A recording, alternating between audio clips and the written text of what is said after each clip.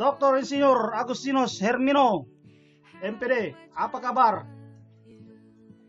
Selamat siang Bang Nurun, selamat siang juga untuk saudaraku semua, bangsa setanah air dari Sabang sampai Merauke, dari Miangas sampai Pulau Rote. Semoga kita semua selalu dalam perlindungan Tuhan Yang Maha Kuasa, selalu dalam keadaan baik dan sehat. Begitu juga saya di Vientiane, Laos, dalam keadaan baik dan sehat. Terima kasih Bang. Oke, siap. Terima kasih atas sambutan yang hangat dari Dr. Insinyur Agustinus Hermino, MPD. Jadi untuk tema kali ini kita meningkatkan pengetahuan dan kemampuan anak dari pendekatan yang komprehensif. Wawancara live bersama Dr. Insinyur Agustinus Hermino, MPD, sebagai narasumber kita dari Laos langsung yang kita hadirkan untuk menjadi dampak positif bagi kehidupan kita di tengah-tengah masyarakat Indonesia ini.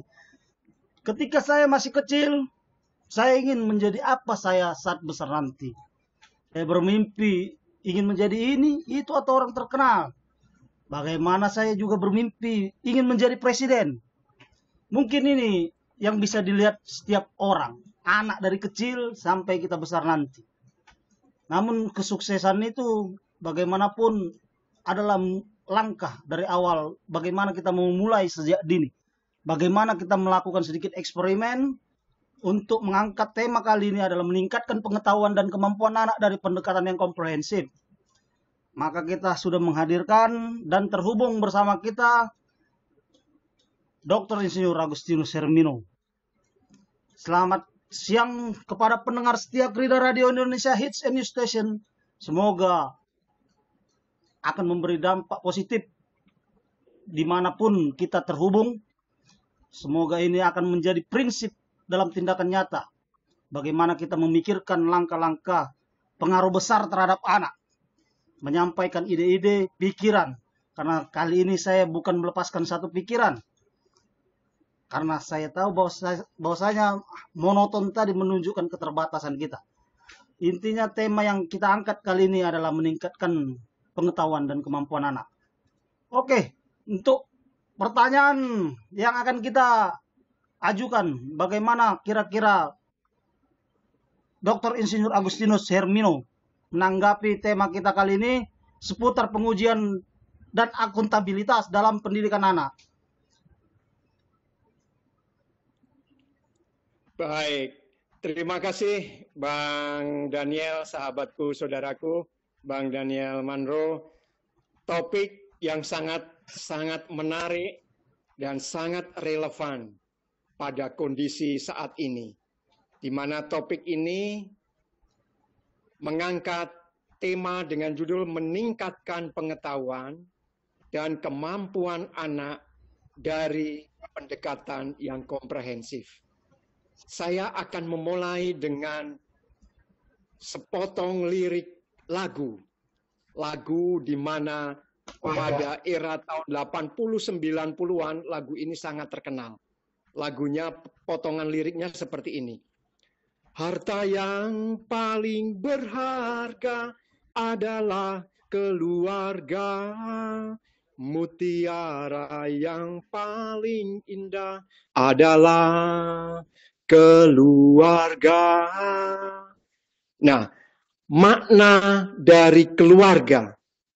Di dalam keluarga tentunya ada orang tua, ada bapak, ada ibu, ada anak. Nah, ketika kita bicara tentang keluarga, maka disitulah pendidikan awal bagi tumbuh kembangnya anak.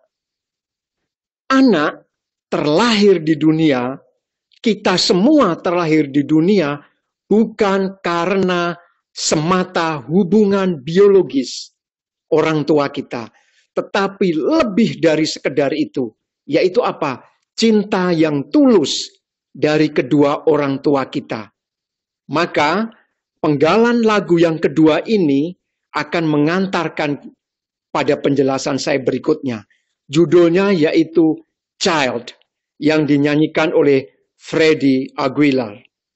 Kira-kira potongan liriknya begini. When you were born into this world, your mom and dad saw a dream fulfilled, a dream come true, the answer to your prayers. Nah, anak terlahir di dunia karena kasih yang tulus, cinta yang tulus dari ayah dan ibu. Dan anak terlahir di dunia karena jawaban dan harapan akan doa-doa dari orang tua.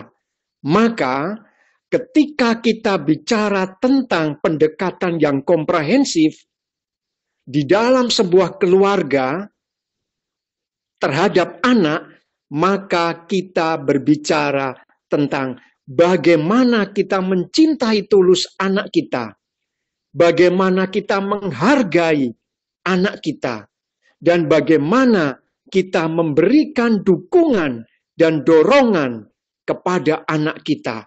Mengapa? Karena keluarga adalah sekolah pertama terhadap tumbuh kembangnya anak. Sekali lagi, keluarga atau rumah adalah sekolah pertama bagi tumbuh kembangnya anak. Nah, maka kita ingat apa yang pernah disampaikan oleh Bapak pendidikan kita, yaitu Bapak Ki Hajar Dewantoro. Beliau mengatakan, ing ngarso sung tulodo, ing madyo bangun karso, tut wuri handayani. Atau dapat kita terjemahkan bahwa di depan kita memberi teladan. Di tengah kita membangun kebersamaan dalam keluarga kita. Dan di belakang kita memberikan dorongan, support, dan pengaruh di dalam keluarga kita. Artinya bahwa sebagai orang tua, kita perlu menjadi role model terhadap anak kita, terhadap keluarga kita, terhadap lingkungan kita. Role model akan sangat bermanfaat, sangat penting bagi tumbuh kembangnya anak. Dimulai dari keluarga, kemudian dalam lingkungan, dan akhirnya ke dalam masyarakat yang lebih luas. Nah, kira-kira begitu Bang, prolog awal dari saya Bang. Terima kasih. Oke, intinya keluarga, proses keluarga di sini Pak dosen ya. Jadi Betul Bang. proses keluarga ini sangat-sangat mendukung ya bagaimana mengobservasi dan menilai, mendidik anak sejak lahir ya. Hingga Betul, Bang. mereka bisa mengeksplorasi dan menilai apa makna hidupnya untuk digunakan selanjutnya. Intinya cara untuk melibatkan keluarga ini yang efektif dalam pembelajaran anak dengan keluarga bagaimana kira-kira untuk mengembangkan dan menerapkan prakteknya, Pak dosen. Baik Bang. Sangat menarik Bang untuk pertanyaannya dari saudaraku, sahabatku Bang Daniel. Bagaimana caranya supaya ada komunikasi yang baik di dalam keluarga? Bagaimana caranya agar ada dukungan yang baik, dukungan yang maksimal di dalam keluarga untuk tumbuh kembangnya anak? Yang terpenting, Bang, menurut pemikiran saya sebagai praktisi ataupun akademisi yang menggeluti pendidikan ini lebih dari 30 tahun. Yang pertama adalah tentang kualitas hubungan orang tua. Kualitas hubungan orang tua artinya bagaimana hubungan antara suami dengan istri, antara bapak dengan ibu, ibu dengan bapak, orang tua dengan anak, bapak ibu dengan anak. Kualitas komunikasi, kualitas hubungan. Dan yang kedua adalah kualitas waktu.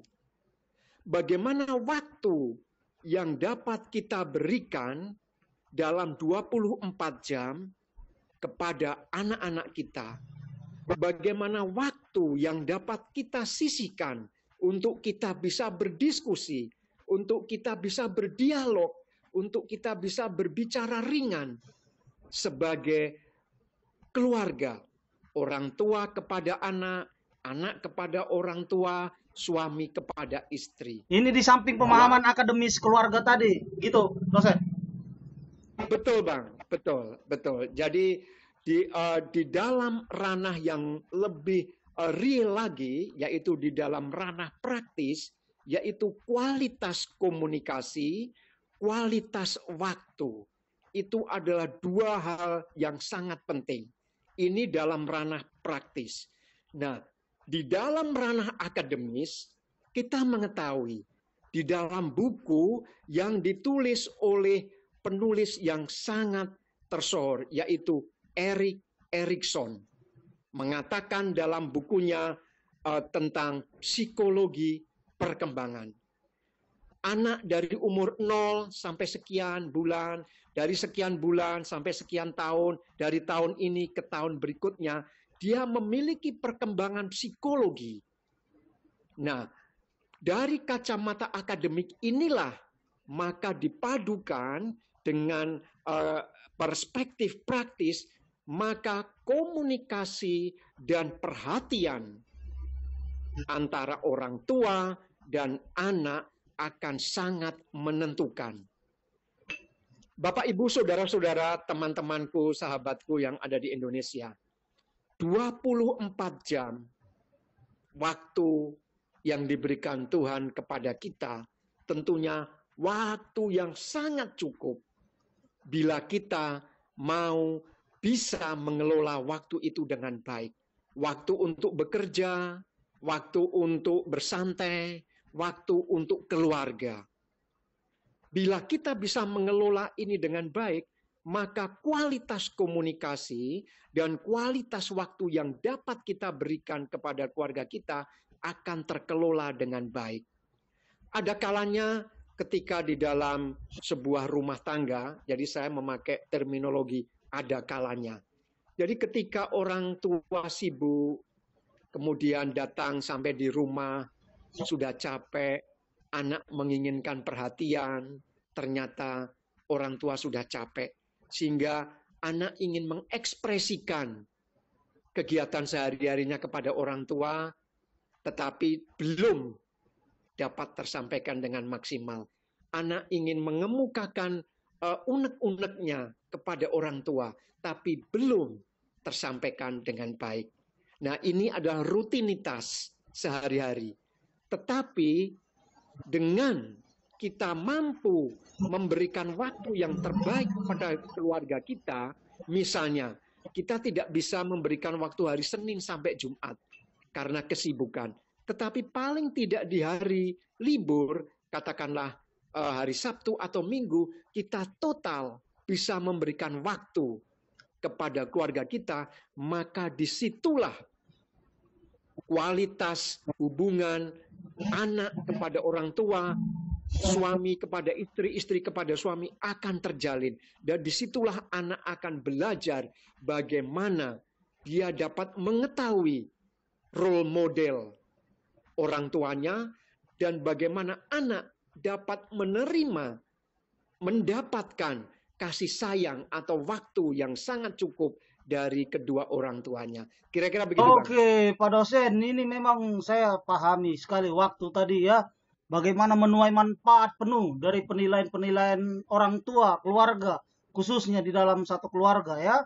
Bagaimana mereka untuk pengajaran dan pembelajaran. Bagaimana mereka bertindak sebagai guru juga di dalam untuk mengajari anak ya. Bagaimana proses itu berulang-berulang. Kira-kira apa yang bisa Pak dosen berikan untuk langkah-langkah bagaimana waktu itu bisa bermanfaat gitu loh Pak dosen, agar mereka bisa membimbing dan menginstruksikan anak itu dengan kebutuhan mereka setiap hari ada tingkatannya gitu loh. Ke tingkat berikutnya ada arahnya yang jelas gitu loh, siklusnya ada gitu loh. Maksud saya kira-kira apa instruksi yang bisa Pak dosen berikan, langkah-langkah apa yang diberikan untuk keluarga ini intinya. Baik, Bang. Terima kasih banyak, Bang. Di dalam Undang-Undang Sisdiknas di Indonesia, Undang-Undang nomor 20 tahun 2003 tentang sistem pendidikan nasional di Indonesia. Di dalamnya sudah tertulis dengan jelas arti dan makna dari pendidikan. Pendidikan adalah usaha sadar untuk memberikan yang terbaik, effort yang terbaik untuk memanusiakan manusia. Kira-kira intinya begitu, Bang. Tetapi poin pentingnya adalah usaha sadar. Nah, ketika kita bicara pendidikan, maka pendidikan itu tidak terjadi hanya di sekolah saja. Proses pendidikan tidak bisa diberikan hanya kepada guru di sekolah saja, tidak bisa. Tetapi pendidikan terjadi awalnya adalah di dalam keluarga. Ingat, sekolah yang pertama adalah keluarga. Jadi pendidikan yang pertama terjadi di dalam keluarga. Nah, menyangkut atau menjawab pertanyaannya saudaraku Bang Daniel tadi adalah bagaimana sih sebetulnya trik atau saran agar orang tua atau komunikasi di dalam keluarga kepada anak ini bisa tersampaikan dengan baik dengan waktu yang ada. Nah, ini adalah tataran praktis. Nah, contoh yang paling kecil adalah sapaan. Sapaan kepada anak. Misalnya, ketika bangun pagi, anak, mari engkau bangun. Nah, jangan lupa sebelum engkau bangun, engkau berdoa. Oh, berarti butuh pendekatan ini ya? Betul, Bang. Jadi perlu adanya sapaan. Sapaan itu adalah komunikasi atau pendekatan awal. Mengamati, menyelidiki anak gitu ya? Betul, betul Bang. Nah, ketika di pagi hari anak disapa, anak disentuh dengan sapaan halus, maka dia akan terbangun jiwanya, akan diterima jiwanya, akan diterima kehadirannya di hari yang baru karena ada support dari orang tua. Maka disitulah anak akan menunjukkan kegembiraan. Tetapi ada juga, mungkin juga ketika disapa di pagi hari, anak murung. Nah, itu wajar karena memang dinamika anak. Nah, ketika anak murung, maka kita perlu memberi sentuhan awal. Anakku sayang, ada apa engkau pagi ini? Kok engkau punya wajah kelihatan muka-muka asam ini? Kok engkau punya wajah kayaknya hitam putih nih, kayak apa nih engkau nih? Nah, di situ terjadi dialog awal. Tapi yang paling penting yang ingin saya sampaikan adalah sentuhan seperti yang Bang Daniel tadi sampaikan. Nah, itu adalah di awal.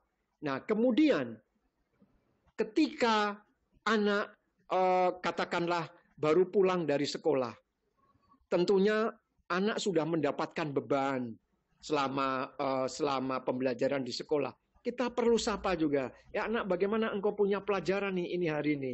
Kayak apa nih? Coba papa lihat dulu atau coba mama lihat dulu. Lihat. Akhirnya, oh ini keren kali nih. Oh hari ini engkau belajar berhitung ya. Oh, hari ini engkau belajar IPS ya tentang sejarah ya. Oh mama suka sekali nih. Papa suka sekali nih. Keren kali nih. Oke. Nah, ketika ada kata-kata positif ini, maka hatinya akan terambil. Hatinya akan tersanjung. Wah, berarti kerja keras saya selama 8 jam belajar ternyata dihargai oleh orang tua saya. Nah, kemudian ada proses makan, minum, dan lain sebagainya, istirahat dan sebagainya. Nah, di malam hari. Nah, ingat, di malam hari adalah waktu di mana anak kita ingin membaringkan badan dalam suasana damai dan nyaman. Disitulah perlu dialog pula. Anak, mari kita makan bersama, bagaimana makanan kita ini malam, atau bagaimana pengalaman hari ini, dan lain sebagainya. Dengan obrolan-obrolan yang ringan. Ketika di malam hari itu ada dialog yang ringan, ketika di malam hari ada sentuhan waktu, ada sentuhan perhatian dari orang tua, maka disitulah anak akan semeleh, akan melapangkan hatinya untuk tidur dengan nyaman, dan seterusnya. Jadi intinya Bang, adalah sentuhan. Sentuhan kualitas waktu, kualitas perhatian, dan kualitas dialog. Kira-kira begitu, Bang. Oke, ini berhipotesis dengan merencanakan tadi bagaimana juga penting ini Pak dosen ya. Bagaimana untuk mengembangkan metakognisi anak tadi juga ini perlu diperiksa juga harusnya di sini ya untuk menganalisis bukti pembelajaran mereka sendiri ya. Dan juga bagaimana kita menyelidiki ya kan tindakan dari reaksi anak-anak tadi terhadap instruksi yang Pak dosen katakan tadi ya. Misalnya terhadap membimbing, menginstruksikan ini itu. Ini kan meningkatkan literasi juga pentingnya, Pak dosen ya. Jadi kira-kira Siap, Bang. pertanyaan mendasarnya untuk memahami tujuan dan jenis itu tadi, terminologi baru dan diperbarui kira-kira standar dan penilaian tadi gimana Pak dosen? Oke, baik, Bang. Terima kasih banyak, Bang.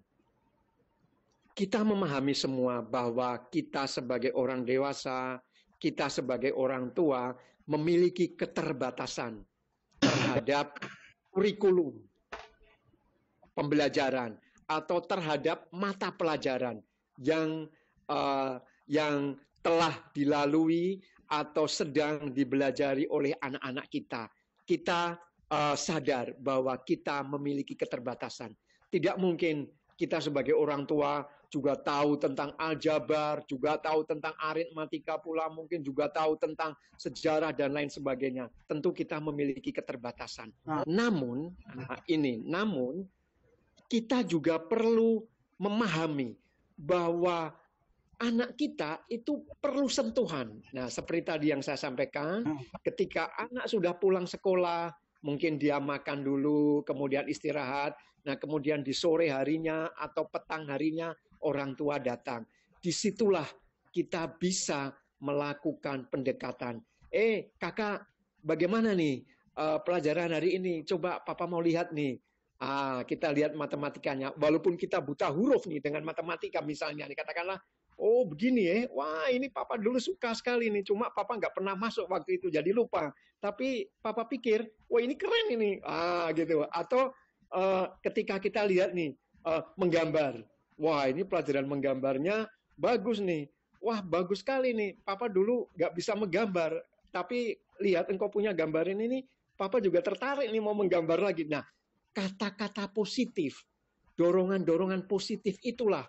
Dan juga cara kita untuk mengetahui proses belajar yang telah dilalui oleh anak dalam hari itu akan menunjukkan sebuah kualitas hubungan atau dapat menunjukkan sebuah kualitas perhatian bahwa anak ternyata dihargai usahanya dari proses belajar.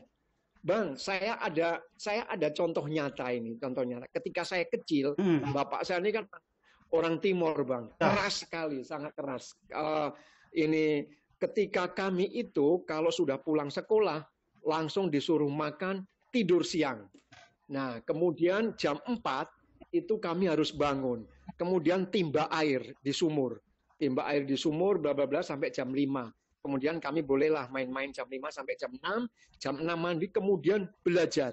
Itu hukumnya wajib. Teratur ya? Nah, teratur, Bang. Dan itu, mengapa saya ingin sharingkan di sini adalah bahwa ketika kami belajar, kami itu harus disuruh menghadap ke tembok, Bang. Iya. Menghadap ke tembok, oke. Kami nangis-nangis gitu, menghadap ke tembok.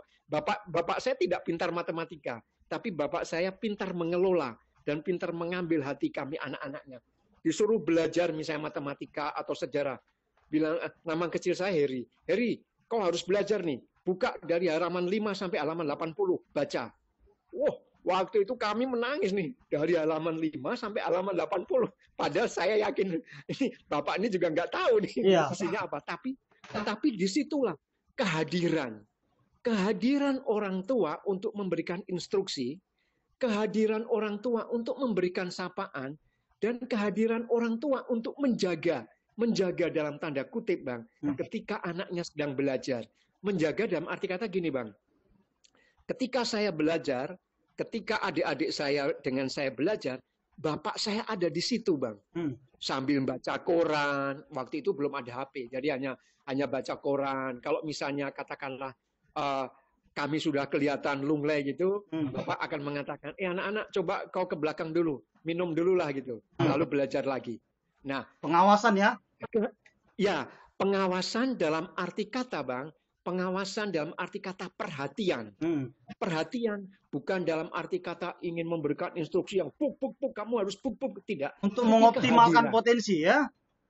Persis, Bang, kehadiran dan perhatian. Jadi akhirnya saya dengan adik-adik saya waktu awal-awal merasa terbebani pada waktu kami masih berpikir, belum bisa berpikir. Ketika kami sudah berpikir dan kami akhirnya lepas dari bapak dan ibu, akhirnya kami nyaman. Oh iya, kami ada rutinitas. Oh iya, kami ada kewajiban. Oh iya, kehadiran bapak pada waktu itu atau perhatian bapak pada waktu itu bukan untuk mengawasi, tetapi lebih kehadirannya untuk menjaga kami, mengayomi kami. Nah, itu adalah contoh praktis, Bang. Nah, sekarang nih, katakanlah orang tua banyak yang sibuk. Nah, kemudian anak-anak kita belajar di guru les. Nah, itu baik adanya karena memang perlu mendapatkan tambahan belajar dan sebagainya. Tetapi saya hanya ingin menyarankan, ketika anak-anak kita sudah pulang dari les piano kah, les gitar kah, les mata pelajaran ini itu kah, ketika sampai di rumah, jangan lupa berilah sapaan. Anak, bagaimana? Kakak, bagaimana? Adik, bagaimana nih proses belajarnya? Enak atau tidak? Dan lain sebagainya. Nah, disitulah rasa capek sebagai anak akan terobati karena ada sapaan, karena ada perhatian dari orang tua kita. Kira-kira begitu, Bang. Jadi brother, saudaraku, dosen, ini saya melihat generasi baru juga ini ya, banyak yang frustasi kayak ini ya, frustrasi dia jalan-jalan di apa itu lampu merah sana kan, zebra cross, ya kan? Bagaimana generasi baru tadi juga saya sendiri bingung ya, bagaimana mereka mengatasi segala macam hal untuk meningkatkan kemampuan mereka. Tidak hanya sekedar untuk jalan-jalan gini ya, jalan-jalan di zebra cross yang tidak optimal saya rasa ya, dan berpotensi untuk mengganggu ketentraman dan ketertiban ya. Jadi ini saya rasa gejolak-gejolak teknologi juga mempengaruhi ya kaum-kaum milenial tadi ya. Bagaimana dari masa remaja ke dewasa ini kan juga harus disorot sama keluarga itu ya. Kepentingan juga bagaimana pemangku kepentingan dalam masyarakat tadi ya. Ya mereka-mereka yang punya kepentingan dalam masyarakat itu harus ya bisalah menunjukkan bagaimana setidaknya pemerintah untuk mencakup ini semua. Baik di Kementerian Pendidikan juga, baik di Kementerian Sosial ini kan sangat berpengaruh, saudaraku ya. Bagaimana perspektif saudara melihat fenomena-fenomena ini? Bagaimana memanfaatkan dan mengoptimalkan kemampuan anak tadi? Pengetahuannya dari sisi teknologi yang semakin canggih nih, di dunia yang kacau balau ini. Ya, konsumerisme yang kita warisi ini. Bagaimana mereka bercita-cita untuk lebih? Kira-kira bisa saudaraku jabarkan untuk sikap kita di sini. Baik, terima kasih, Bang. Ini pertanyaan yang sangat menarik karena sesuai dengan tema dialog ini siang. Meningkatkan pengetahuan dan kemampuan anak dari pendekatan yang komprehensif. Nah, Bapak, Ibu, saudara-saudara yang saya kasihi, yang saya hormati, juga saudaraku, sahabatku, Bang Daniel, bahwa tumbuh kembang anak itu memerlukan perhatian. Anak di usia tumbuh kembang itu adalah proses mencari jati diri. Dia sedang mengeksplor kemampuannya. Mereka sedang berusaha untuk mengeksplor keakuannya. Mereka sedang beradaptasi terhadap kekinian yang ada. Nah, tentunya negara kita memiliki rambu-rambu. Tentunya pula adik-adik kita yang sedang tumbuh berkembang dengan segala eksistensinya, mereka juga ingin didengar. mereka juga ingin dilihat. Dan yang terpenting pula adalah mereka juga ingin difasilitasi.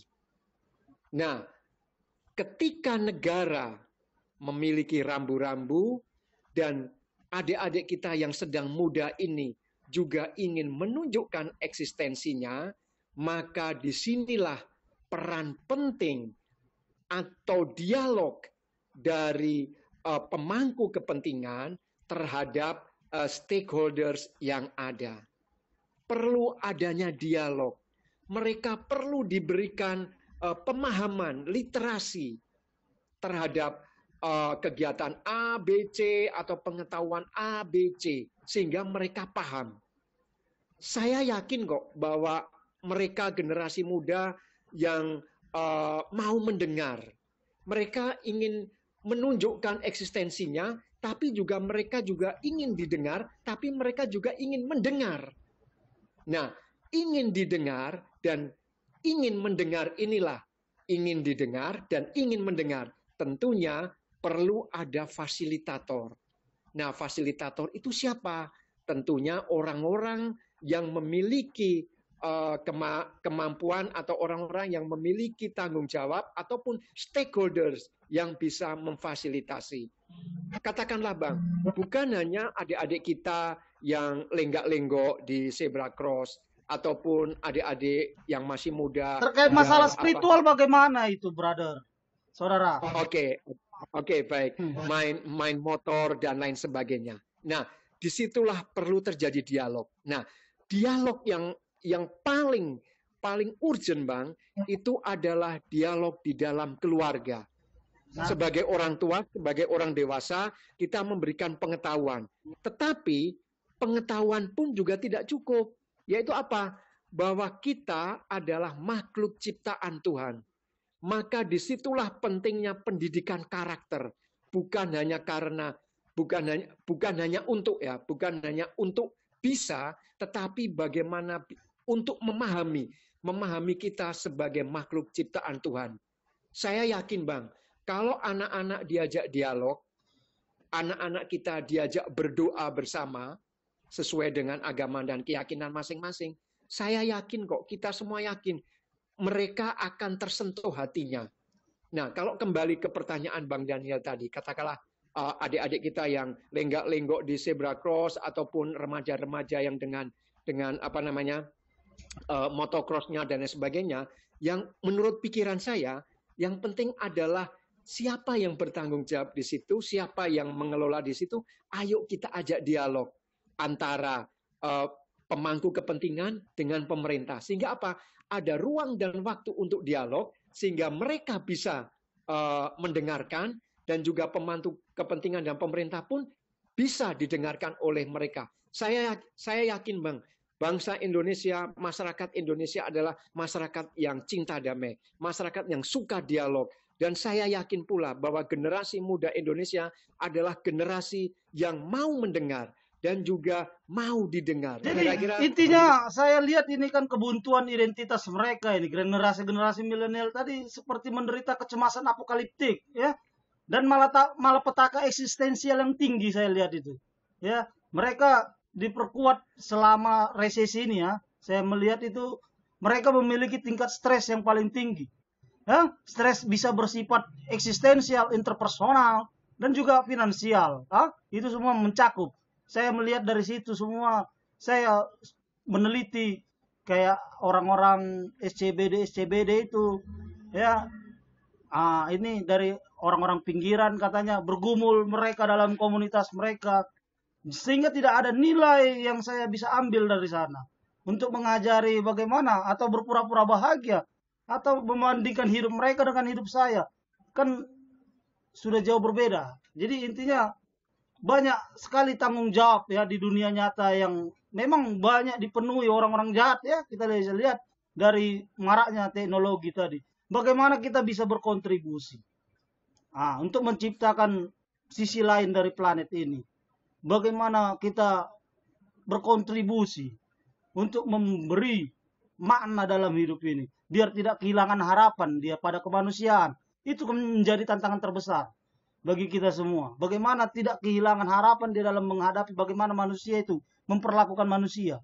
Ya toh? Tidak kehilangan harapan juga kita bagaimana kita percaya bahwa kita semua bisa menjadi baik dan benar-benar menginginkan kebahagiaan satu sama lain.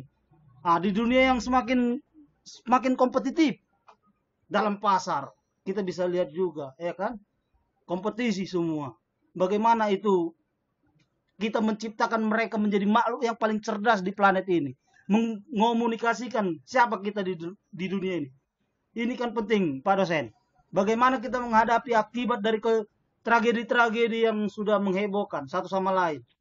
Kebrutalan, kekerasan, kehancuran, masa depan. Intinya bagaimana mengejar mimpi. Harapan tadi kita supaya suatu hari kita bisa mengajari anak-anak kita untuk mengikuti mimpinya sendiri. Bagaimana arti hidup.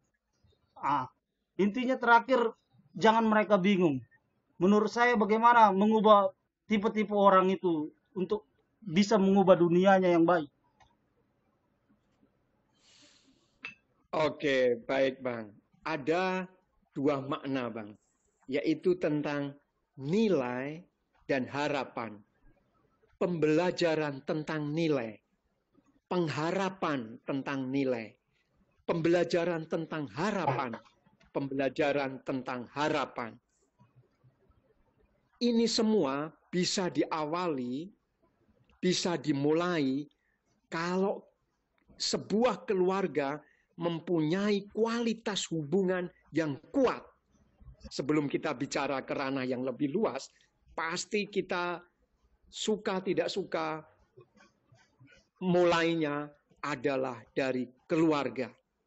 Nah, kemudian kalau kita keluar yang cakupan yang lebih besar, seperti tadi yang Bang Daniel sampaikan, adik-adik remaja-remaja kita yang sekarang sedang kekinian, lenggak-lenggok di di zebra cross atau katakanlah dikenal dengan SCBD dan lain sebagainya, atau mungkin kegiatan-kegiatan remaja-remaja yang lainnya, yaitu menurut saya Bang, mereka tidak mungkin bisa bergerak kalau seandainya tidak ada pemimpinnya.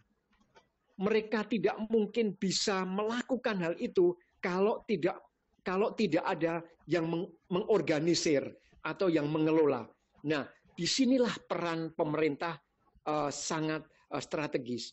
Pemerintah atau stakeholders bisa berdialog dengan siapa yang mengelola adik-adik itu atau dengan siapa yang menjadi pimpinan di situ. Ajaklah dialog. Nah, di dalam dialog itu, Bang, baik itu dalam keluarga ataupun dalam tataran tadi contoh antara pemerintah dengan adik-adik itu, ada 4 hal, Bang. Ada 4 pembelajaran. Bukan hanya sekedar nilai dan harapan, tetapi ada 4 hal lagi. Yaitu apa? Learning to know. Belajar untuk mengetahui. Yaitu apa? Pemerintah ingin mengetahui. Kalian itu sebetulnya maunya bagaimana? Nah, mereka bisa menyampaikan. Pemerintah juga ingin melihat, adik-adik, kalian itu mempunyai kelebihan di bidang apa? Kami ingin mengetahui. Nah, disitulah terjadi dialog. Akhirnya adik-adik yang SCBD atau yang lainnya gitu, mereka juga bisa mengetahui. Oh, ternyata pemerintah punya aturan. Oh, pemerintah punya kebijakan. Oh, pemerintah punya rambu-rambu. Jadi di situ saling mengetahui, saling belajar, learning to know. Bukan hanya dari adik-adik itu yang harus mengetahui, tidak demikian. Tapi pemerintah juga perlu mengetahui mereka memiliki keinginan apa. Jadi di sini adalah komunikasi. Nah, itu yang pertama, Bang. Learning to know. Yang kedua, learning to do. Nah, dari hasil dialog itu, akhirnya terjadi kesepahaman. Pemerintah paham terhadap keberadaan mereka. Mereka pun juga paham. Oh iya, ternyata pemerintah mempunyai rambu-rambu begini, jadi saya harus begini. Maka, nah kalau gitu, pemerintah bisa membantu memfasilitasi dan adik-adik ini juga bisa mengerjakan kelebihannya mereka dalam tanda kutip sesuai dengan aturan yang berlaku. Jadi learning to do itu adalah hal yang kedua. Apa hal yang ketiga? Yang ketiga adalah learning to live together, yaitu apa? Hidup bersama, bahwa mereka merupakan bagian dari kebijakan pemerintah, dan pemerintah pun juga merupakan bagian dari eksistensi mereka. Jadi akhirnya apa? Akhirnya yang terjadi itu ada kesepahaman yang adik-adik ini bisa menyesuaikan dengan kebijakan pemerintah. Pemerintah pun juga bisa memfasilitasi kebutuhan mereka, sehingga di sini bisa nyambung. Nah, akhirnya yang keempat, Bang, setelah learning to know, learning to do, learning to live together, and learning to be. Nah, learning to be akhirnya apa? Mereka sudah difasilitasi pemerintah. Mereka sudah didengar oleh pemerintah. Akhirnya mereka bisa menunjukkan eksistensinya. Mereka bisa, mungkin bukan hanya sekedar lenggak-lenggok di zebra cross itu, Bang. Mungkin adik-adik itu mungkin mempunyai bakat yang lebih dari di situ. Sehingga apa? Ini bisa menimbulkan efek positif akibat dari dialog, akibat dari saling mendengarkan, terjadilah kesepahaman, maka disitulah akhirnya eksistensi mereka bisa mungkin lebih dari di situ, dan akhirnya apa? Menjadi baik dan indah pada waktunya, Bang. Berarti menurut Pak Dokter, ini pemerintah kurang untuk merekrut mereka-mereka yang dalam masalah kehidupannya.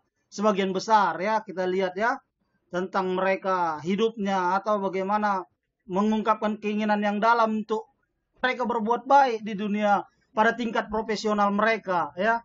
Mungkin saya rasa tanggung jawab pemerintah di situ ya, karena mungkin sebenarnya banyak sih ya pengembangan-pengembangan yang sudah diberikan pemerintah ya, baik dari sisi SDM untuk mempromosikan bagaimana ini Menteri Ketenagakerjaan, Kementerian Ketenagakerjaan juga sudah banyak membuat ini, tapi mungkin fasilitas yang kurang ya. Terus kira-kira untuk menciptakan ini semua itu kan butuh dana ya. Nah, bagaimana mereka mengambil ya orang-orang yang pengangguran, bagaimana disediakan ini kan banyak juga ke sana kalau kita bicara. Ini kan orang-orang pengangguran banyak sekarang ini, Pak Dokter ya. Dari sisi penting finansial ini bisa menarik diri mereka kemanapun.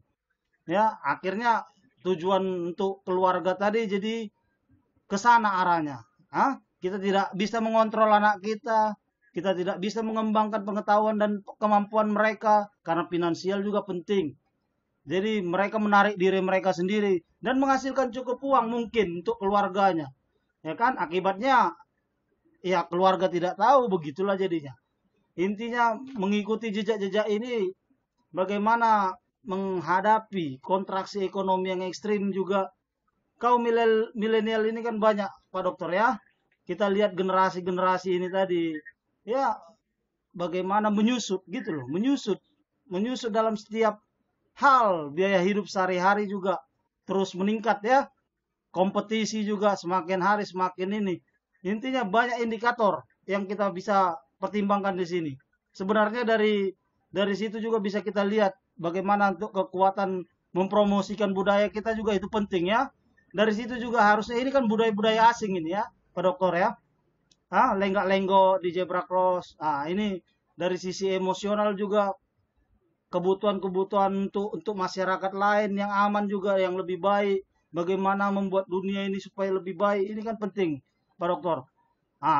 Bagaimana tingkat depresi, stres, kecemasan tertinggi, ini kan juga bisa kita lihat banyak ya. Ini kontribusi kita dalam masalah-masalah ini yang penting. Bereksperimen dengan solusi. Kira-kira bagaimana menurut Pak Dokter? Baik, Bang. Ada 4 hal, Bang. Ada 4 hal. Yang pertama adalah dengan adanya fenomena yang terjadi saat ini, kekinian yang terjadi di adik-adik generasi muda kita ini, maka ada 4 hal, Bang. Yang pertama adalah perlunya dan pentingnya dialog. Dialog antara siapa? Dialog di dalam lingkungan terkecil, yaitu keluarga. Kalau mereka berasal dari katakanlah anak-anak, mohon maaf sudah putus sekolah, tapi kan mereka memiliki grup yang ada di dalam masyarakat. Jadi dialog di dalam masyarakat. Nah, kalau level yang lebih tinggi lagi yaitu dialog antara pemerintah dengan grup-grup mereka. Karena mereka ada grup, pasti ada yang leadernya atau ada ketuanya. Nah, itu perlu terjadi dialog. Seperti tadi yang sebelumnya saya katakan, dalam dialog akhirnya terjadi saling mendengarkan kebutuhan ini, kebutuhan itu, dan akhirnya terjadi saling mendengar. Itu maknanya dalam dialog. Nah, yang kedua adalah setelah terjadinya dialog, maka akan saling mengetahui. Oh, pemerintah mengetahui, oh bahwa ada sih potensi yang baik seperti ini. Tetapi perlu ada rambu-rambu. Nah, dari adik-adik yang sekarang sedang kekinian pun akhirnya juga mengetahui, oh iya, pemerintah memiliki aturan, pemerintah memiliki rambu-rambu. Sehingga grup saya atau grup kami harus begini-begini. Nah, yang kedua inilah yang saya maknai sebagai kesepahaman. Jadi dari adanya dialog, kemudian ada kesepahaman. Nah, dari adanya dialog dan kesepahaman ini, maka yang ketiga, Bang, maka pasti akan ada policy, ada kebijakan. Kebijakan dari pemerintah untuk tetap bisa merangkul mereka, kebijakan dari pemerintah untuk bisa memfasilitasi mereka, kebijakan dari pemerintah untuk bisa memberikan perhatian kepada mereka yang sedang tumbuh dan berkembang. Dan ini bisa disalurkan secara positif. Nah, jadi yang pertama adalah dialog, yang kedua adalah kesepahaman, yang ketiga adalah kebijakan, nah yang keempat inilah bisa saja akhirnya nanti pemerintah memberikan fasilitas ruang publik di mana mereka bisa berekspresi. Mereka ini kan sedang mencari eksistensi, Bang. Dengan segala eksplorasi mereka dari handphone, eksplorasi dari apa saja yang mereka bisa akses. Nah, mereka ingin mengaktualisasikan diri. Nah, merealisasikan dan mengaktualisasikan diri bisa berdampak positif asal diberikan ruang, waktu, dan kesempatan. Nah, ruang, waktu, dan kesempatan ini tidak cukup, tapi juga perlu ada pendampingan. Nah, disinilah ada ruang, waktu, kesempatan, dan pendampingan. Sehingga apa? Dengan adanya pendampingan, mereka mungkin bisa suatu saat lebih dari itu, Bang. Dan mereka bisa saja dari remaja-remaja yang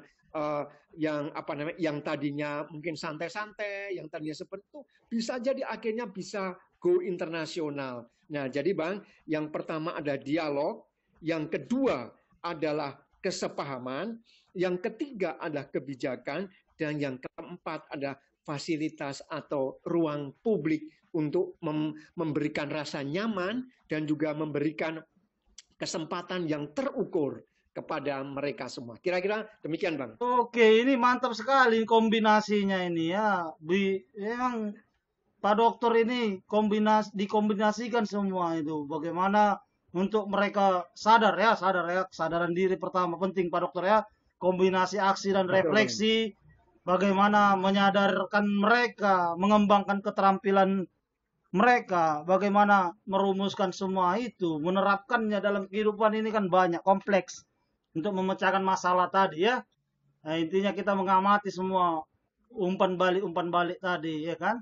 Jadi intinya aktualisasi diri tadi saya mungkin kurang gitu loh Pak Dokter ya.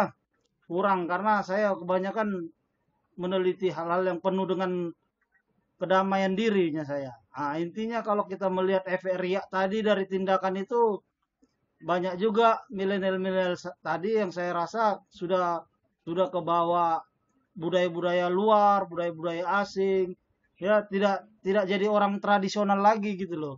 Jadi mereka hanya membawa hal-hal yang di luar daripada pikiran kolektif kita saat ini ya. Jadi intinya tindakan ini kan kita bisa pahami lah ya, bagaimana kebaikan yang ada di situ. Apa yang ingin kita lihat berada mereka di dunia ini. Bagaimana kontribusi pada perubahan ini. Intinya kan itu perlu ditindaklanjuti. Misi untuk kehidupan pribadi dan profesional. Intinya itu kan penting juga. Ah, bagaimana mereka bisa bertambah dan bertumbuh. Seperti tema untuk kemerdekaan RI ini, kita penting juga mengusung tema itu untuk tumbuh lebih kuat, bangkit lebih kuat. Ini kan kebenaran hidup, bagaimana mental-mental kita itu tadi penting di sini Pak Dokter ya. Agar tidak bertentangan dengan kesimpulan yang di, dibuat gitu loh. Agar tidak bertentangan dengan waktu yang dihabiskan, moralitas ya. Dan macam kita bisa lihat Pak Dokter. Intinya kira-kira menurut Pak Dokter apa yang konkret lah intinya untuk generasi milenial ini tadi agar mereka tidak berobsesi yang menjengkelkan gitu loh. Kadang-kadang menjengkelkan bagi saya itu pandangan pertama saya gitu loh. Ah, karena saya lihat kurang gitu loh, kurang signifikan gitu loh. Tidak tepat gitu loh. Tanggung jawab dan kontribusi untuk mengatasi segala hal. Kontemplasi eksistensial tadi atau kemewahan-kemewahan ya. Ini kurang gitu loh, seksi itu Pak Dokter ya. Kadang-kadang perut kayak perut baju-baju orang India ya kan. Ah, intinya kalau mau menjadi seorang intelektual tadi ya kan, kita kita kurang gitu loh Pak Dokter ya untuk memahami ini kan budaya-budaya luar ini ya. Saya punya budaya saya sendiri Pak Dokter. Kalau saya bilang panjang budaya saya ini ya di Tanah Batak sana. Bagi saya yang penting bagaimana saya hidup memberi dampak positif dan berkontribusi untuk yang lebih baik meneliti segala hal. Ah, Kira-kira menurut Pak Dokter untuk guru lah pada saat tema yang kita angkat kali ini, bagaimana guru mengajarkan muridnya ini biar bisa mereka berpengetahuan dan berkemampuan. Banyak fenomena yang bisa kita lihat. Kecemasan-kecemasan yang kita lihat banyak pemaksaan ini di Bantul juga ada. Menurut Pak Dokter bagaimana itu? Untuk kita mengajar guru ini penting sekali untuk meningkatkan pengetahuan dan kemampuan anak. Juga di keluarga tadi sudah Pak Dokter jelaskan. Perkembangan psikososial anak bagaimana? Oke, baik Bang. Terima kasih Bang. Saudaraku, sahabatku, Bang Daniel, saya ingin memberi contoh nyata dulu. Pada tahun 2003, ketika saya bekerja di World Bank Office Jakarta, di Jalan Jenderal Sudirman, dan pada waktu itu saya ditempatkan di Departemen Keuangan. Waktu itu masih di Departemen Keuangan di Lapangan Banteng. Nah, setiap kali saya harus pulang ke kos, nah itu saya pasti melewati daerah 3-in-1. Dan saya pasti melewati di jalan raya antara Istiqlal dengan Katedral. Antara Masjid Istiqlal dengan Katedral. Setiap sore, Bang. Nah, di situ selalu banyak ada orang-orang, mulai dari anak kecil, ya umur katakanlah 11 tahun, 10 tahun gitu, sampai ada yang sudah dewasa. Yaitu apa? Ingin ingin memberikan jasa. Ingin memberikan jasa, tumpangan, supaya tidak kena 3-in-1. Padahal kos saya, Bang, kos saya itu dekat sekali. Yaitu apa? Kos saya itu di Perpustakaan Nasional, persis di sebelahnya kantor Lemhanas. Persis di sebelah di situ. Saya kos di situ. Tetapi saya ingin mencari tahu kenapa sih kok ada anak-anak yang sampai ingin memberikan jasa tumpangan setiap sore. Nah, akhirnya rutin, Bang, setiap sore saya melewati jalan antara Masjid Istiqlal dengan Katedral. Dan di situ terkadang saya membawa 3-4 anak-anak, Bang. Atau juga ada ibu-ibu maupun bapak-bapak gitu. Nah, tapi saya lebih fokus kepada remaja-remaja yang suka memberikan jasa itu. saya ajak mereka kemudian ikut di jalan Tamrin, kemudian Sudirman, sampai akhirnya kami berhenti di depan SMA 70 di Blok M sana. Nah, di situ ada tempat makan, Bang, tempat makan dan lain sebagainya. Saya ajak mereka rutin, Bang, setiap sore, Bang. Saya selalu mengajak mereka kalau saya tidak pulang ke Bandung. Nah, di situ saya akhirnya bertanya. Saya terkadang sambil bercanda bergurau, kawan, kenapa kok sampai begini? Atau katakanlah, adik, kenapa engkau tidak sekolah kah? Sehingga tiap sore engkau harus memberikan jasa tumpangan begini. Mereka bercerita, Bang. Banyak sekali cerita mereka, banyak sekali unek-uneknya mereka. Dari semua cerita yang mereka katakan, sampaikan kepada saya selama kurun waktu hampir 1,5 tahun saya dengan mereka, ternyata ada hal yang sangat menarik, Bang. Yaitu apa? Mereka tuh ingin didengar, Bang. Oke. Didengar. Iya, didengar. Terhubung lah ya. Oleh siapa? Iya, didengar oleh siapa? Didengar oleh keluarganya. Didengar oleh bapak ibunya, didengar oleh kakak-kakaknya atau adiknya atau katakanlah neneknya dan lain sebagainya. Kalau itu katakanlah istri atau wanita yang membawa anak, mereka ingin didengar oleh siapa? Oleh suaminya. Nah, kalau yang saya ajak adalah orang dewasa laki-laki, ketika dia bercerita kepada saya, mereka juga ingin didengar, Bang, oleh siapa? Oleh istrinya. Nah, jadi kata kuncinya adalah didengar. Nah, kemudian saya gali lagi. Apakah hanya didengar, kemudian berhenti? Nah, ternyata tidak, Bang. Ternyata didengar tidak cukup. Tapi yang kedua ini, Bang, yaitu apa? Yaitu adanya dialog yang menghargai. Nah, ini dari semua proses 1,5 tahun itu ada dua, didengar, dan yang kedua adalah dialog yang menghargai. Nah, bukan dialog berdiri sendiri, tetapi dialog yang menghargai. Karena apa? Katakanlah anak sudah capek, kemudian suatu saat bisa dibentak.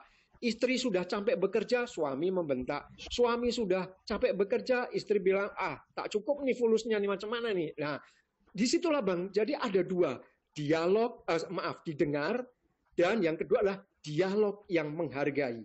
Nah, itu, Bang. Nah, kemudian beranjak ke lebih yang agak mendalam lagi. Ini sedikit tentang teoritis juga nih. Ada satu hal yang sangat mendasar sekali dalam bahasa Latin, yaitu tentang makna gravitimus educationis. Gravitimus educationis, yaitu apa? Sangat pentingnya pendidikan. Bahwa betul di dalam Undang-Undang Nomor 20 Tahun 2003 Sistem Pendidikan Nasional di Indonesia, pendidikan adalah usaha sadar. Nah, usaha sadar itu berarti kita semua mengetahui bahwa pendidikan itu memang sangat penting. Dan satu hal lagi, Bang, yang pernah disampaikan oleh Bapak Nelson Mandela. Beliau mantan presiden dari Afrika Selatan. Beliau mengatakan, terjemahannya dalam bahasa Indonesia kira-kira begini. Senjata yang paling ampuh untuk mengentaskan kemiskinan adalah pendidikan. Nah, jadi kira-kira jalan menuju kesuksesan, Pak Dokter. Kan saya tahu Pak Dokter ini sudah jam terbangnya tinggi, maka saya ajak on air. Inspirasi dan idenya mungkin berpengalaman lah, sudah jauh lebih berpengalaman Pak Dokter daripada saya. Intinya strategi Pak Dokter yang Pak Dokter kemas dalam pengajaran utama diri menuju kesuksesan tadi bagaimana, juga di tengah-tengah guru dan lainnya bagaimana. Ide Pak Dokter bagaimana pegangannya tentang itu apa? Oke, Bang. Nah, ada dua makna ya, Bang ya. Yang pertama, ketika hubungan anak dengan orang tua. Nah, ini saya mau bicara dulu dari ranah anak, kemudian yang kedua adalah ranah dewasa, remaja ke dewasa, supaya bisa menjawab pertanyaannya Bang Daniel tadi, supaya sukses. Yang pertama, kaitannya anak dengan keluarga? Ada 3 hal, Bang. Yaitu anak perlu disentuh. Yang kedua, anak perlu didengar. Dan yang ketiga adalah anak perlu dialog. Bukan hanya anak kepada orang tua, tetapi hubungan antar suami istri juga. Perlu adanya sentuhan, perlu adanya saling mendengar, dan juga perlu dialog. Nah, itu dalam konteks yang pertama. Dalam konteks yang kedua, Bang, remaja hingga orang dewasa seperti kita. Ada 2 hal, Bang. Yaitu apa? Yang pertama, disiplin. Yang kedua adalah komitmen. Sebelum kita mengatakan kepada orang lain, ya, sebelum kita mengatakan pada orang lain, engkau harus disiplin, engkau harus masuk jam 8 nih. Jangan lagi lenggak-lenggok engkau masuk jam 8.30. Atau kemudian yang kedua, kalau saya mengatakan engkau tugas punya harus diselesaikan jam 3, engkau harus tepat jam 3. Nah, kita tidak bisa memerintahkan itu kepada orang lain, Bang. Sebelum nih, penekanannya pada ini. Kita jangan memberikan instruksi kepada orang lain dulu dengan serta-merta sebelum kita bisa memimpin dan mengelola diri kita sendiri. Nah, itu. Sekali lagi, kita tidak boleh serta-merta ya memberikan instruksi kepada orang lain sebelum kita bisa memimpin dan mengelola diri sendiri. Dalam hal apa? Disiplin dan komitmen. Bagaimana kita disiplin terhadap diri sendiri, bagaimana kita komitmen terhadap diri sendiri. Kalau kita sebagai orang tua, bagaimana kita menjadi role model pada anak kita. Kita sebagai suami, bagaimana kita bisa menjadi role model kepada istri kita, keluarga kita. Bila kita pada sebuah pekerjaan tertentu, ya bagaimana kita menjadi role model bagi follower kita, bagaimana staff kita. Saya yakin, Bang, kita yakin bahwa bila ada sentuhan, bila ada dialog dan saling mendengarkan, dan juga bila ada disiplin dan komitmen diri, maka saya yakin, kita semua yakin, kita akan maju on the track, kita akan berkembang sesuai dengan irama yang kita inginkan dan tujuan yang ingin kita capai. Kira-kira Untuk demikian, meningkatkan pengetahuan dan kemampuan anak ini, Pak Dokter, ini melibatkan banyak hal, tidak hanya dari keluarga, ya kan? Melibatkan seluruh kotak peralatan strategi. Itu bagus sekali tadi strategi Pak Dokter tadi, berguna itu. Disiplin itu tadi terbaik itu. Itu bukan pekerjaan yang mudah, ya. Itu juga bukan pekerjaan yang bisa kita bilang gampang lah, ya, untuk merefleksikannya itu. Intinya mereka duduk dan memikirkan itu aja sudah dalam itu. Merefleksikan itu pekerjaan. Saya setuju itu tadi Pak Dokter bilang tadi. Jadi untuk merefleksikan itu guru juga harus begitu. Sesuai dengan apa yang diajarkannya dengan perilaku dia. Kehidupan tindakan dia. Karena saya percaya tentang belajar dan mengajar tadi juga bergantung dengan kehidupan tindakan. Terlibat itu semua. Nah, jadi intinya Pak Dokter, saya juga meyakini ya bahwasanya jika kita meningkatkan pengetahuan anak tadi, pengetahuan dan kemampuannya akan sangat berdampak itu bagi kemajuan bangsa dan negara ini.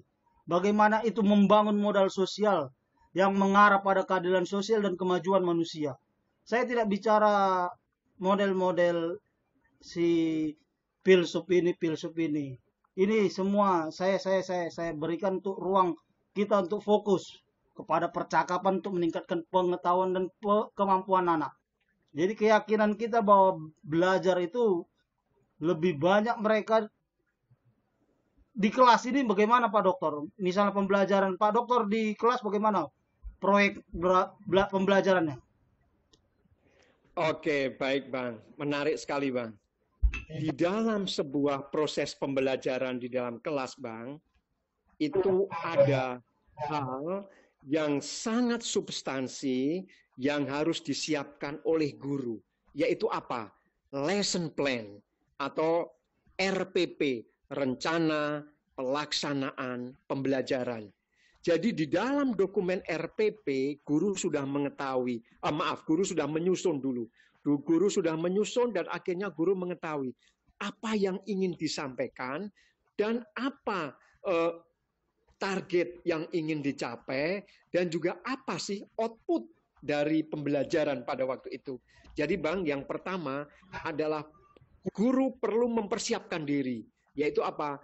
Dengan mempersiapkan yang namanya lesson plan atau RPP, rencana pelaksanaan pembelajaran. Nah, itu awal Bang. Nah, kemudian di dalam proses Bang, di dalam proses itu tentunya ada 3 hal Bang, yaitu ada pembuka, ada proses, dan ada penutup.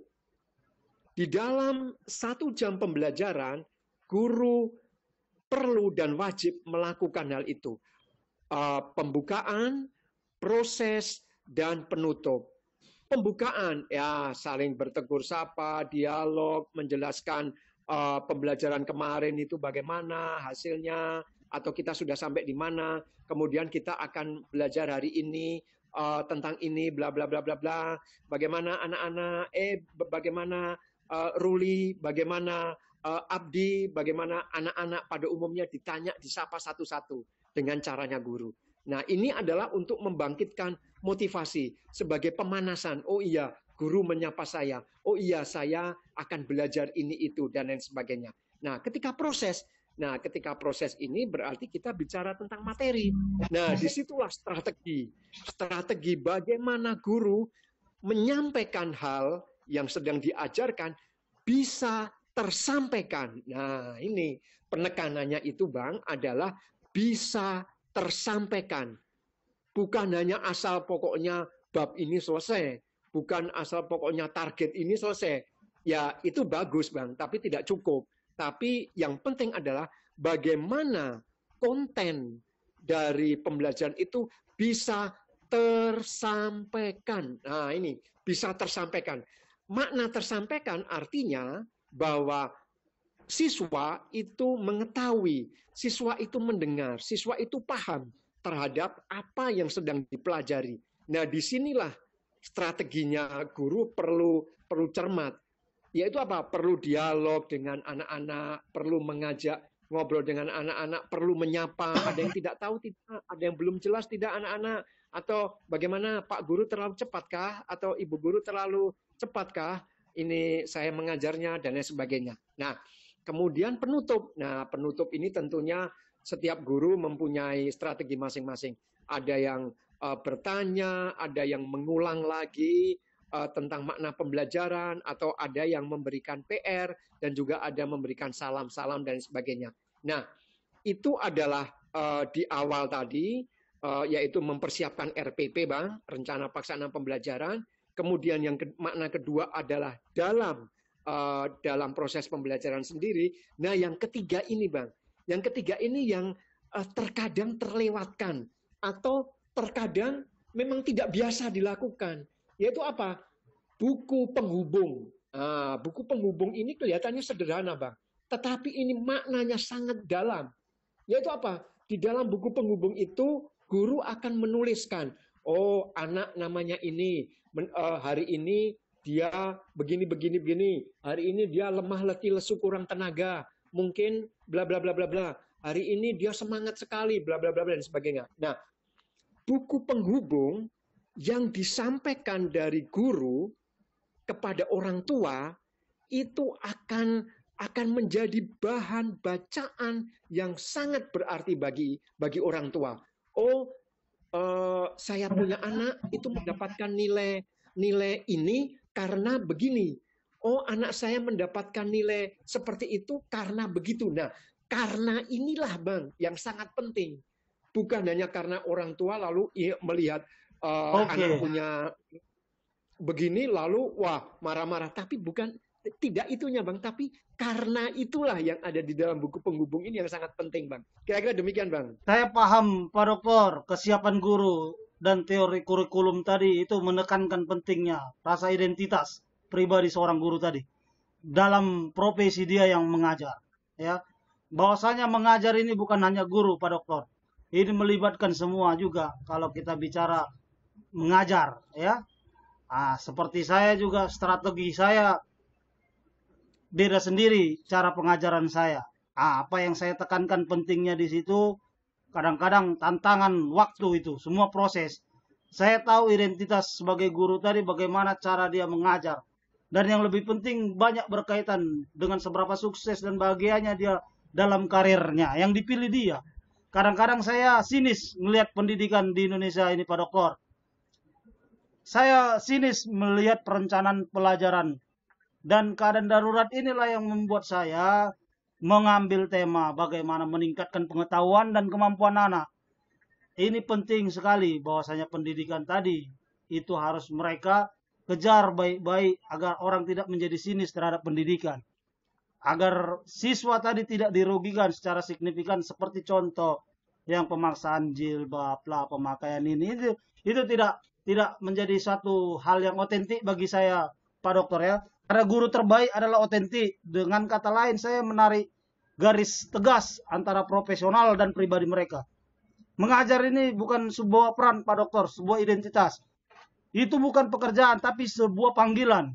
Bagaimana guru-guru hebat tadi harus dia menggabungkan pendidikan profesional mereka dengan rasa keyakinan dan nilai yang sangat berkembang. Biar mereka bisa membawa seluruh diri mereka ke kelas bersama dengan mereka. Bagaimana membawa diri ke dalam kelas. Bagaimana menemukan jati diri sebagai seorang guru. Itu penting. Bagaimana menemukan diri sendiri. Itu proses panjang karir mereka. Itu cuplikan-cuplikan yang saya katakan tadi Pak Dokter. Siapa Anda? Itu guru tadi siapa? Secara pribadi dan profesional. Ah, itu kan harus sadar mereka menemukan itu. Bagaimana mereka secara sadar menemukan kembali diri mereka melalui jabatan mereka sebagai guru. Intinya kan itu penting Pak Dokter. Menurut Pak Dokter bagaimana menjelaskan hal itu?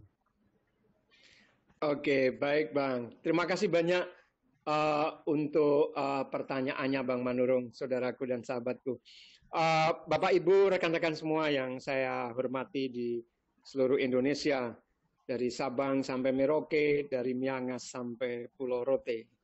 Nah, menjadi guru Bang, itu betul yang Bang Daniel tadi sampaikan. Yaitu apa? Menjadi guru itu adalah sebuah panggilan. Panggilan apa? Panggilan hati nurani. Karena apa? Karena ingin memberikan sesuatu. Karena ingin memberikan yang terbaik. Karena ingin mendedikasikan dan segalanya. Nah, di dalam guru itu pun juga terkandung makna. Yaitu apa? Digugu dan ditiru. Jadi semua ucapannya, semua nasihatnya, semua wejangannya itu akan didengar oleh siswanya. Sebagai orang tua di dalam keluarga pun juga demikian. Nasihat orang tua, contoh dari orang tua itu akan didengar dan dilihat oleh anak-anak kita. Dan juga ditiru, yaitu apa? Diduplikasi atau mungkin anak atau siswa belajar. Oh ternyata seperti ini, oh ternyata hal yang baik itu maka saya harus demikian. Dan lain sebagainya. Nah, kembali ke tadi tentang makna guru Bang. Menjadi guru adalah sebuah panggilan. Nah, menjadi guru yang hebat berbeda dua hal ini Pak Dokter ya. Hanya betul, seorang guru dan betul, menjadi guru yang hebat saya katakan bagaimana? Betul Bang. Nah, ini yang ingin saya sampaikan Bang. Sedikit masuk ke ranah teoritis praktis Bang. Yaitu kita mengingat apa yang disampaikan oleh Maslow tentang hierarchy of needs. Ya, sekali lagi Maslow dalam teorinya hierarchy of needs. Nah, kembali ke tadi yang Bang Manurung sampaikan tadi tentang ada dua jenis tadi. Menjadi guru Bang bukan hanya semata urusan perut seperti yang disampaikan dalam teori Maslow. Yang paling piramid yang paling bawah itu kan urusan perut dan lain sebagainya. Kemudian masuk ke ranah yang lain. Dan yang paling penting Bang, itu adalah yang di piramid puncaknya. Yaitu apa? Aktualisasi diri. Jadi betul yang tadi Bang Manurung sampaikan tadi, bahwa menjadi guru itu panggilan. Panggilan untuk apa? Panggilan untuk mengaktualisasikan diri. Supaya apa? Supaya pembelajar, peserta didik, yaitu bisa mendapatkan ilmu yang tinggi. Sebagai orang tua pun kita juga demikian. Bukan ngomong masalah perut saja di dalam setiap ketemu dengan anak-anak, suami ketemu istri, istri ketemu suami. Bukan hanya urusan perut saja. Betul urusan perut, tetapi ada yang lebih penting lagi, yaitu apa? Aktualisasi diri. Aktualisasi diri dalam sebuah keluarga. Sehingga apa? Menjadi guru itu adalah sebuah panggilan, menjadi orang tua pun sebuah berkat. Berkat untuk siapa? Berkat untuk keluarga dan anak-anak. Menjadi guru pun juga demikian. Yaitu apa? Menjadi sebuah berkat. Berkat untuk apa? Berkat untuk peserta didiknya. Nah, kembali lagi ke tadi yang Bang Manurung singgung. Tentang ada aturan-aturan ini, itu, dan sebagainya. Nah, tentunya Bang, aturan-aturan itu perlu disesuaikan dengan situasi dan kondisi dan tidak bisa gebrah uyah kalau bahasa Jawanya. Tetapi apa? Aturan yang terukur. Aturan yang betul-betul bisa memaknai dari makna pendidikan itu sendiri gitu, Bang.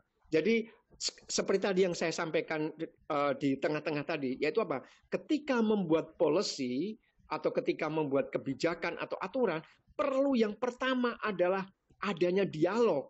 Nah, ketika ada dialog, maka terjadi kesepahaman. Maka akan terjadi sebuah policy. Nah, sebuah policy maka akan terjadi aturan-aturan yang bisa diimplementasikan dengan terukur dan bisa diterima di kalangan secara luas. Kira-kira begitu, Bang. Jadi apa yang membuat seorang guru itu baik itu terus berjalan, Pak Dokter, dan meskipun ada masalah dalam mengajar mereka, dan mengapa Pak Dokter mau menjadi guru gitu loh? Nah, ini. Oke, baik Bang. Bang, ini ada contoh nyata. Beberapa tahun yang lalu saya bertugas di tanah Papua. Tanah luhur Papua yang begitu kaya. Mulai dari Jayapura sampai ke Pegunungan Tengah, yaitu ada di Wamena, sampai dengan di Lanijaya di sana. Kemudian juga di Papua Barat, yaitu ada di Biak dan sebagainya. Nah, saya ingin memberi contoh yang di Biak nih Bang, yang di Biak. Di Papua. Biak masih masuk dalam ranah Papua, bukan Papua Barat provinsinya. Nah, suatu saat saya berkunjung Bang di sekolah terpencil yang ada di Biak sana. Nah, ketika saya sedang berdialog dengan Pak Guru, kemudian ada suara tiang listrik itu ya Bang ya, tiang listrik itu dipukul-pukul, tong tong tong tong tong. Oh, jangan-jangan ada kebakaran ini. Saya tanya nih, Pak Guru, macam mana ini? Kayaknya ada kebakaran kah gitu. Saya bilang, oh tidak ada, ini pasti ada masalah ini. Coba saya tengok dulu. Saya ikut keluar Bang, dan saya terkejut Bang. Yaitu apa? Ada orang dengan tong gitu, dengan parang nih Bang ya, dengan parang memukul tiang listrik. Nah, kemudian saya bertanya kepada Pak Guru itu, Pak Guru, mari kita coba sapa itu Bapak dulu. Kita ada apa nih? Oke Bang. Nah, kita sapa Bang, dan itu kita bersyukur sekali bahwa Bapak itu mau mendengar. Nah, inilah ini. Nah, kemudian kami ajak, mari Bapak kita masuk ke ruangan. Nah, kemudian di situ terjadi dialog, Bang. Lalu kami tanya masalahnya. Ada apa Bapak kok ada pukul-pukul itu tiang listrik. Nah, Bapak itu mengatakan, Pak Guru, kenapa kok anak saya kok tidak naik kelas? Oh, itu Bang. Itu pertanyaan simpel nih. Kenapa nih kok anak saya tidak naik kelas? Nah, kemudian diajaklah berdialog. Ternyata Bang, mohon maaf kemampuan anak ini dalam calistung, membaca, menulis, berhitung masih kurang. Nah, sehingga anak itu tidak bisa lanjut ke kelas 4. Karena dia harus naik dari kelas 3 ke kelas 4, karena nilainya kurang, maka tidak bisa naik. Nah, kemudian terjadi dialog lagi. Bapak ini masih belum terima. Nah, kemudian kami ajak dialog. Nah, akhirnya Bapak Kepala Sekolah ini mengatakan kayak gini, Bang. Coba Bapak panggil engkau punya anak untuk datang ke sekolah. Coba kita tes. dengan soal yang sederhana, sama seperti halnya kelas 3. Nanti saya akan panggil gurunya. Bila putra Bapak bisa menyelesaikan, maka oke, kita akan naikkan. Tapi kalau tidak, Bapak bisa lihat sendiri ya. Nah, gitu. Betul Bang, ini dialog yang sangat menyentuh sekali. Akhirnya itu anak bisa didatangkan ke ruang kepala sekolah, guru kelas 3-nya pun juga ada. Di situ diberi soal Bang, diberi soal yang sederhana pada anak-anak kelas 3 pada umumnya. Dan ternyata Bang, Bapak itu melihat dan mengetahui dengan sendirinya ternyata anak ini memang tidak mampu. Mohon maaf, belum mampu. Nah, akhirnya Bapak ini dengan legowo Bang, dengan legowo, akhirnya oke, Pak Guru, saya sudah tahu bahwa memang anak saya belum pantas untuk naik ke kelas 4. Nah, dialog ini Bang, membuat saya sungguh-sungguh sangat terharu sekali. Karena apa? Orang tua mau mendengar dan Bapak Kepala Sekolah ini memiliki strategi untuk bagaimana meyakinkan orang tua itu. Nah, kembali ke pertanyaannya Bang Manurung. Kenapa kok mau menjadi guru? Kenapa kok kebanyakan orang pada umumnya juga ingin menjadi guru dan lain sebagainya? Karena itu adalah passion, Bang. Karena itu adalah panggilan. Menjadi guru itu adalah panggilan. Bukan hanya masalah urusan perut, tetapi urusan yang lebih tinggi lagi. Itu apa? Mengaktualisasikan diri untuk bisa memberikan yang terbaik kepada peserta didiknya. Karena gini Bang, menjadi guru itu tidak harus berdiri di depan kelas, lalu banyak siswa. Tidak Bang, kita sebagai orang tua ini juga guru. Guru kepada siapa? Guru di dalam keluarga kita. Gitu. Jadi setiap orang pasti guru. Kira-kira begitu Bang. Saya paham tadi contoh-contoh kehidupan yang Pak Dokter sampaikan bagaimana membangun akar dalam tradisi keluarga tanda kutip ya. Nah, ini budaya yang unik ya. Kita tahu ya, guru tidak hanya budaya yang unik dengan bahasa yang unik, pemahaman yang unik, profesi yang unik, panggilan yang unik, evaluasi yang unik untuk sukses. Ya kan? Dan ini alasan unik juga untuk mereka bekerja. Jadi pertanyaannya ini Pak Dokter, hal apa yang membuat Pak Dokter sebagai guru mampu merayakan pengalaman itu dengan cara yang paling kuat dan berbeda dari kelompok lain? Bagaimana juga hal-hal yang membuat kita sebagai guru menjadi sebuah keluarga? Apa yang dapat Pak Dokter lakukan untuk membangun keluarga kita dari sisi membangun akar dalam tradisi tadi, keluarga tadi, tanda kutip? Oke, baik Bang. Saya mengamini Bang, mengamini dengan makna ini Bang. Sekali lagi saya mengamini dengan makna ini. Sehingga saya ingin menjadi pendidik. Maknanya ini yaitu begini. Datanglah hai kamu yang letih, lesu dan berbeban berat. Ketuklah maka pintu akan dibukakan. Mintalah maka kamu akan diberikan. Nah, dari situlah Bang, makna inilah yang mengamini saya untuk saya bisa menjadi guru yang baik bagi lingkungan saya. Guru yang baik bagi tempat saya mendedikasikan diri. Karena apa? Anak-anak itu adalah anak-anak yang putih. Anak-anak yang lembaran putih, mereka bisa bertanya kepada kita, kita memiliki pengalaman, kita bisa sharing. Anak itu dari yang tidak tahu, mereka bertanya atau kita membagikan ilmu kita, sehingga mereka bisa tahu. Jadi disitulah Bang. Dan yang kedua adalah makna tentang anak-anak, datanglah padaku, maka engkau akan mendapatkan kedamaian. Nah, kedamaian inilah sebagai guru artinya kita bisa mendengar mereka, kita bisa menyentuh mereka, kita bisa mengajak dialog mereka. Anak-anak dalam masa tumbuh dan berkembang adalah anak-anak yang ingin didengar, anak-anak yang ingin disentuh, dan anak-anak yang ingin diperhatikan juga.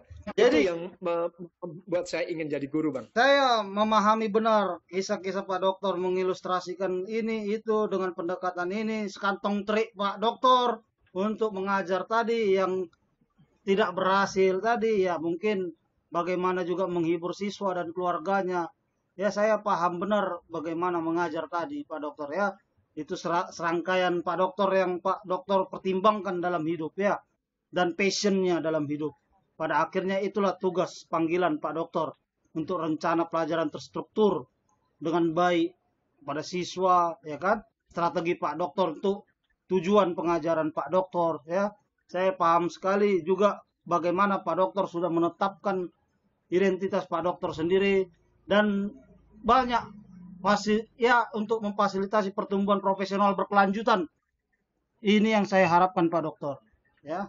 Di Indonesia, ya. Landasan-landasan pengajaran tadi penting sekali. Bagaimana guru tadi juga mampu mengevaluasi. Bagaimana guru juga dievaluasi. Bagaimana pengembangan profesional, kurikulum. Ya, juga filsafat. Ini filosofi pengajaran. Yang kokoh tadi penting dalam penetapan tujuan. Yang kadang-kadang sering diabaikan Pak Dokter. Penetapan tujuan yang efektif. Nah, tanpa landasan filosofis yang kuat akan nonsen, ya. Jadi kira-kira menurut Pak Dokter, kita berbicara sudah panjang ini 1 jam, hampir 1,5 jam ya. Bagaimana Pak Dokter membangun untuk diri sendiri, landasan moral dan etika yang mengatur pekerjaan Pak Dokter, dan juga khususnya untuk Indonesia agar semakin mantap pendidik-pendidik tadi. Bagaimana dia berpengetahuan, bagaimana tugas mengajar dia yang terpenting di dalam mereview juga teknik pengajaran kunci universal, bagaimana itu menurut Pak Dokter untuk penutup kita pada tema meningkatkan pengetahuan dan kemampuan anak. Aturan emas apa yang bisa Pak Dokter berikan dan keterampilan apa kira-kira yang penting untuk siswa belajar dan juga guru mengajar bagaimana? Baik, terima kasih saudaraku, sahabatku Bang Manurung, Bang Daniel. Sebentar lagi, beberapa hari ke depan, kita akan masuk pada hari ulang tahun kemerdekaan Indonesia yang ke-77 tahun. Indonesia adalah negara yang besar, bangsa yang besar. Kita memiliki keberagaman, mulai dari Sabang sampai Merauke, dari Miangas sampai Pulau Rote. Keberagaman tersebut akan menjadi kekuatan buat kita untuk maju menjadi bangsa yang besar. Nah, terhadap hal ini, menjawab pertanyaannya Bang Manurung, Bang Daniel, maka untuk menjadi bangsa yang besar, kita harus dimulai dari kesadaran individu dulu. Sebelum kita melonjak kepada yang lebih luas, maka kesadaran individu sangat penting. Setelah ada kesadaran individu, maka akan timbul kesadaran kolektif. Nah, kesadaran ini dalam hal apa? Ada 2, Bang. Yaitu, mari kita berdisiplin, mari kita berkomitmen untuk dan bersama membangun bangsa Indonesia yang lebih maju sesuai dengan tugas dan peran kita masing-masing. Nah, kemudian hal yang berikutnya adalah mari kita budayakan untuk mendengar anak-anak kita. Mari kita budayakan untuk menyentuh anak-anak kita. Dan mari kita budayakan untuk berdialog dengan anak-anak kita. Supaya apa? Supaya mereka bisa didengar, mereka dipahami, dan mereka juga bisa dimengerti sehingga muncul dialog. Bukan hanya orang tua kepada anak atau anak kepada orang tua, tetapi juga bisa antara komunitas dengan pemerintah, dan begitu pula sebaliknya. Tetap semangat, maju jaya Indonesia tercinta di ulang tahun ke-77 tahun ini, dan sehat, berkat melimpah untuk masyarakat Indonesia, bangsa Indonesia, negara Indonesia kita tercinta. Salam hormat, Bang. Oke, salam hormat Pak Dokter. Oke, sobat setia Reader Radio Indonesia Hits and News Station. Dimanapun berada, pikirkan baik-baik tentang apa yang penting bagi Anda.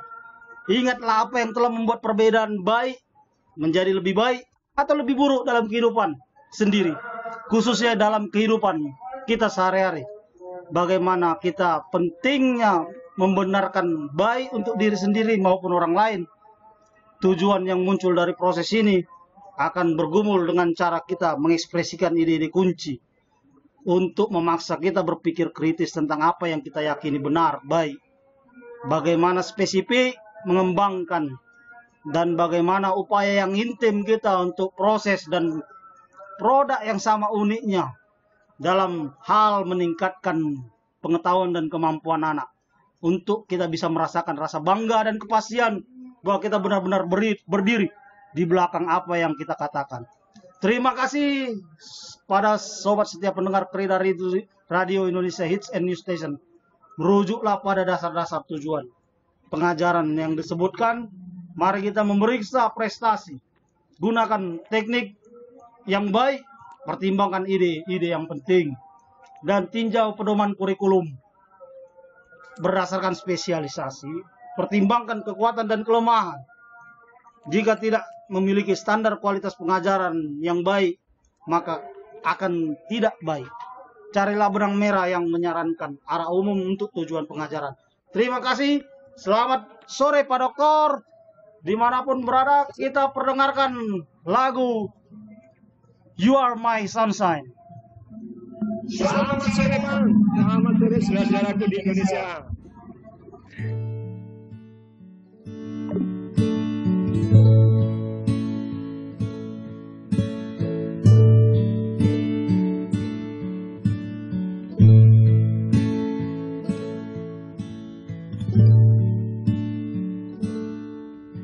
Other night, as I lay sleeping, I dreamed